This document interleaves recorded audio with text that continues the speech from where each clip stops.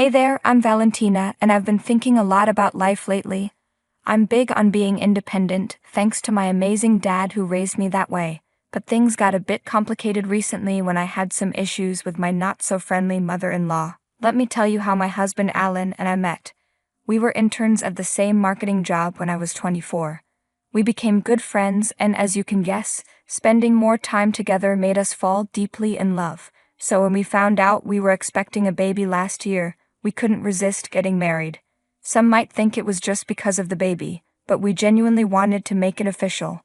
It was a special moment, and the only person who knew beforehand was my best friend, Kara. When we told our parents, the reactions were different. My family isn't your typical Hispanic family.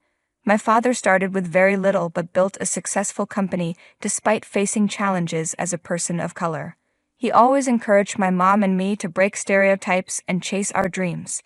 Because of our unique background, my parents were totally fine with us eloping and getting married.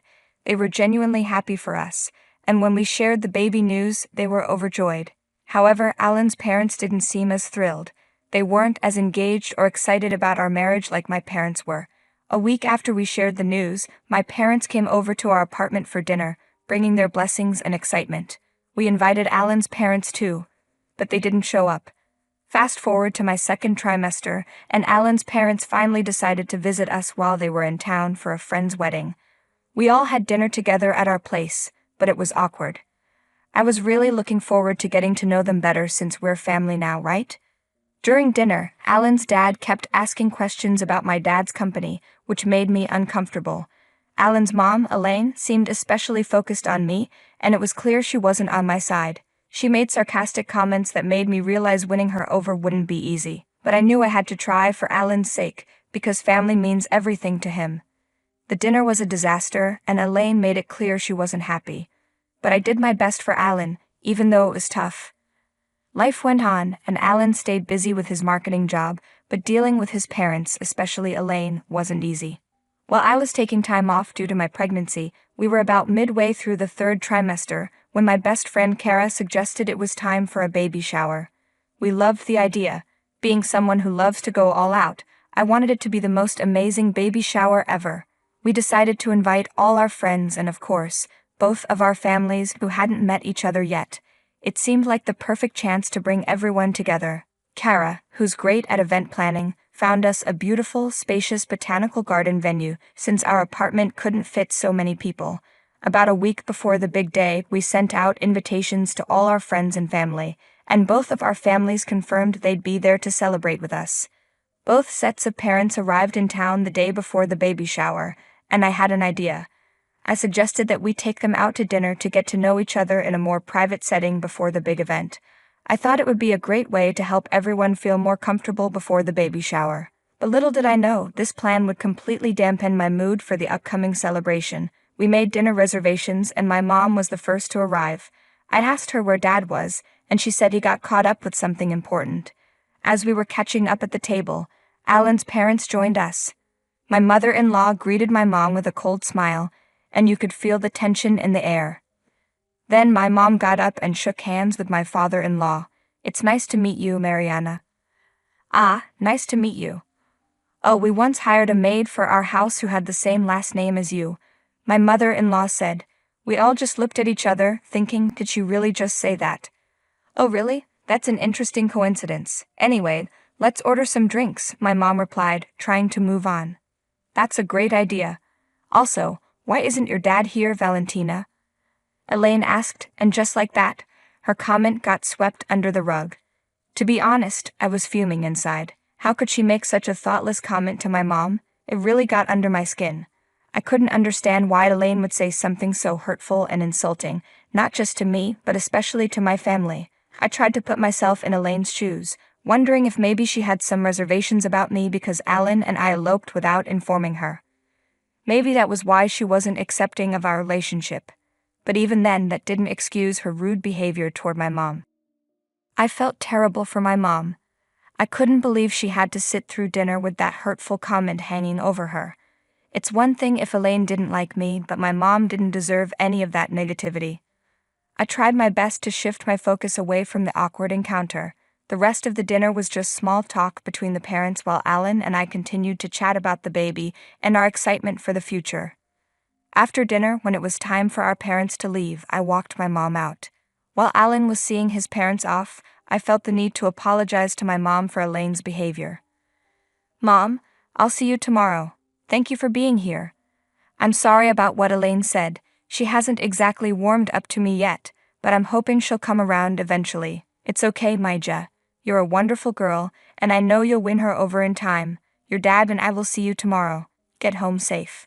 Bye, Valentina." "Bye, love you. Tell Dad his presence was missed." The car ride home was just as awkward as the dinner. I was really hoping Alan would say something about his mom's behavior or at least explain it, but he didn't bring it up, and I was surprised. I decided not to confront him at that moment because I didn't want to ruin the baby shower. I figured I'd talk to him about it after the event, hoping we could sort things out then. So we got home, tried to sleep off the tension, and woke up to the big day, the baby shower. We reached the venue around noon, and Kara was already there, busy setting everything up with the workers. She was doing an amazing job, and the place looked incredible with balloons, confetti, flowers, decorations, glitter, and sparkles everywhere. Guests started arriving at 2, and Alan and I were on hosting duty, trying to make everyone feel welcome. But just as my parents showed up, Alan's parents walked in too, and I wasn't sure how to feel after the drama from the night before. I was still upset with Alan, but I kept my cool for the moment. Then, to my surprise, Elaine decided to break the ice. "Hello, Mariana. Hello, Manuel. Hey, it's nice to see you again. You know, I've been thinking about what happened yesterday, and I just wanted to say I'm sorry for my behavior. It was totally uncalled for." "No worries, it's nothing we can't move past. Let's just move forward and enjoy today, okay? This is my husband, Manuel. Manuel, meet Elaine. It's nice to finally meet you in person, Manuel," Elaine said. "Likewise, Elaine. And oh, Mr. Herrera, this is my husband, William. Actually, William knows all about your company. Back in the day, you were quite the talk when you were up and coming. Nice, I know your husband too." "The world is so small," my dad responded. "Ah, what? You know my husband, William? Have you guys met before?" Elaine asked, surprised. What just happened? It turns out that not only was Elaine caught off guard, but all of us were totally shocked to find out that William and my dad already knew each other. "You've got to be kidding, right? How do you know him?" I asked. "Well, he works with me." "Wait, hold on, none of us knew this. Dad, you have some explaining to do. Fill us in, please." "He manages my $50 million portfolio," my dad admitted. "What about that job with Christopher? Weren't you managing for him, William?" Elaine questioned. "Couldn't we just talk about this when we get home?" William replied. "Dad, why didn't you tell us about this before? You've been keeping this a secret from us?" I asked, still trying to understand what was going on. "Yeah, how did this even start?" Alan added. "It's not like that. It just never came up. Let's not make a big deal of it, okay? You have guests waiting," my dad said, trying to move on. Wow, what a whirlwind of a day it had been. The revelation that William and my dad knew each other took us all by surprise, and it just got swept under the rug during the baby shower. But honestly, I couldn't stop thinking about it. My father-in-law had been working for my dad. Why didn't William mention it last night when Alan brought up my dad at dinner? And did my dad already know him before hiring him? So many questions were swirling in my head. Despite the lingering mystery, the baby shower went well, but that topic was like an elephant in the room. Alan and I could no longer ignore it. He even told me that we needed to talk about it because he had no idea either. After the party wrapped up and we got home, we both decided to make those calls, individually of course. Alan called his dad and I called mine. We retreated to separate rooms and made our respective calls to our family members. We agreed that after talking, we'd compare notes and figure out the truth. "Hey, Dad. Maija, you should be resting. Today was a long day and the baby's due soon." "I know, Dad, but I just wanted to talk to you about something first. How long has my father-in-law been working for you?" "For about a month now. I didn't realize he was your father-in-law when I hired him. It was just a coincidence. I mean, how could I possibly know? He had just been fired by his management team, and I gave the poor guy a chance. He knew all about you, though. A couple of months ago, when I met him and Elaine for the first time, he couldn't stop praising you and your company." It's just strange that he never mentioned me to you, don't you think? I asked, still puzzled. You know, people have their own ways of doing things, and sometimes they keep certain things to themselves. Maybe he had his reasons, my dad replied, trying to ease my concerns. I guess so, but it's still a bit odd. Get some rest and take care of yourself, Maija. Don't let this stuff keep you up at night. Good night. Okay, good night, Dad. I finished my call with my dad and was making my way to Alan's room to fill him in when I overheard him on the phone. He sounded pretty upset, so I tried to eavesdrop. Okay, Mom, what if Dad works for Valentina's dad? You're so obsessed with what people think, and you don't have to act superior all the time. Maybe that's why Dad kept this from you. He knew you'd make his life hell if you found out. I tried to let go of that Mariana incident, but you really went overboard, Mom. Insulting people won't make you better than them. I love Valentina and I won't defend you again on this. Just get over it and accept her. Maybe apologize to her. Yeah, okay, bye. Once Alan was done, I played it cool, pretending I didn't hear a thing. We exchanged stories about our conversations with our respective parents, and I was completely honest, as was Alan. He addressed his dad's job situation. His dad had been in a tough spot, going through a rough patch after getting fired. William lucked out and got selected for my dad's job that he had posted about. He didn't mention it to Elaine and the rest of the family, knowing she'd flip out. She wouldn't want William working for Manuel, because she wouldn't want her family to be in any way dependent on her son's wife's family. Her ego got in the way. I have to say that I admire Alan's dedication to making things work between us and his mom. He meant the world to me and wanted her to rethink her stance and apologize for her problematic comments. Despite her past antics, I was willing to give her another shot for Alan's sake. He said she just needed some time. A whole month passed, and the baby was ready to make her grand entrance. Luckily, Alan was there when my water broke, and he rushed me to the hospital. We were blessed with a little girl, and we named her Catalina. She was just the cutest when I first saw her. Once we got home, our friends couldn't wait to meet our little baby girl. My parents caught a flight the very next day. Kara was all pumped up because now she had a niece to play dress-up with. Alan reached out to his mom and shared the news of our daughter's arrival. Even after weeks of not speaking to her, she didn't visit us for a whole week. But then, out of the blue, she called Alan and asked if she could make arrangements for my parents to visit, so she could apologize and start anew with our family. I called my folks and asked if they could drop by for a day, and they were totally up for it. We were over the moon, feeling super strong as a couple and soaking up all the happiness. The big day finally arrived and Alan and I prepared some mouth-watering dishes to celebrate with everyone. Catalina was the star of the show, bringing our families together. Soon enough, everyone had gathered. My mom surprised me with the sweetest gift, a matching baby blanket and a pastel pink mummy scarf made out of soft wool that she had knitted herself. It was so thoughtful, and I cherished it dearly, keeping it safe in my room.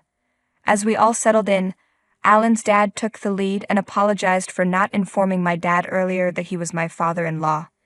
It was a good step to break the ice, and from there, everyone started mingling and getting along.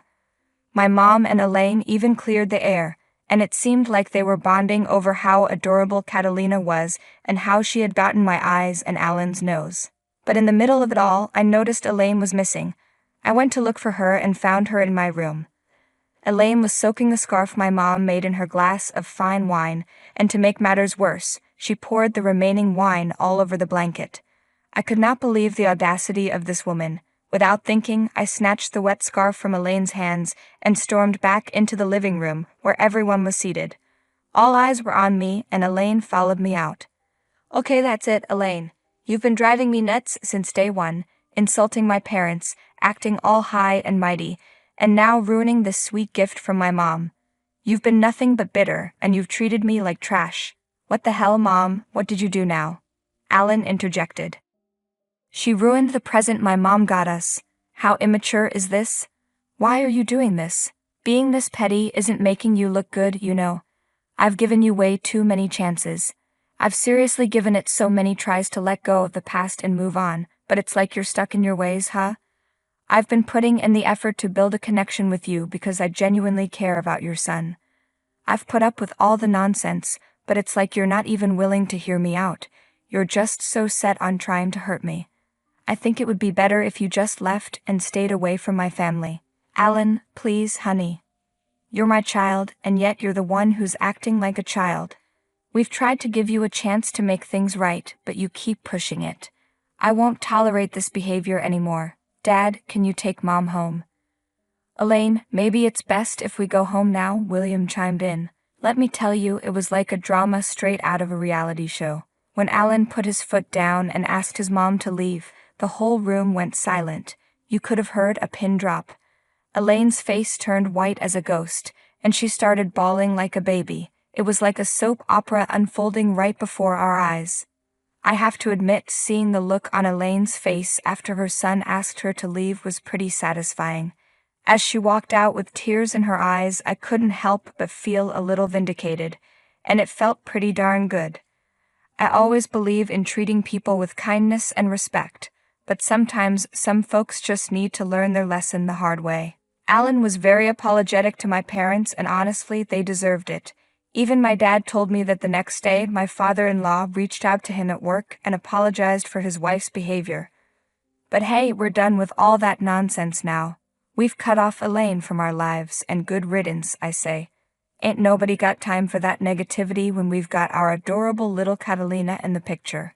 Alan was a bit down about his mom, but he's doing what's best for our little family, and honestly, she's been trying to reach out through William, but it's all just a show.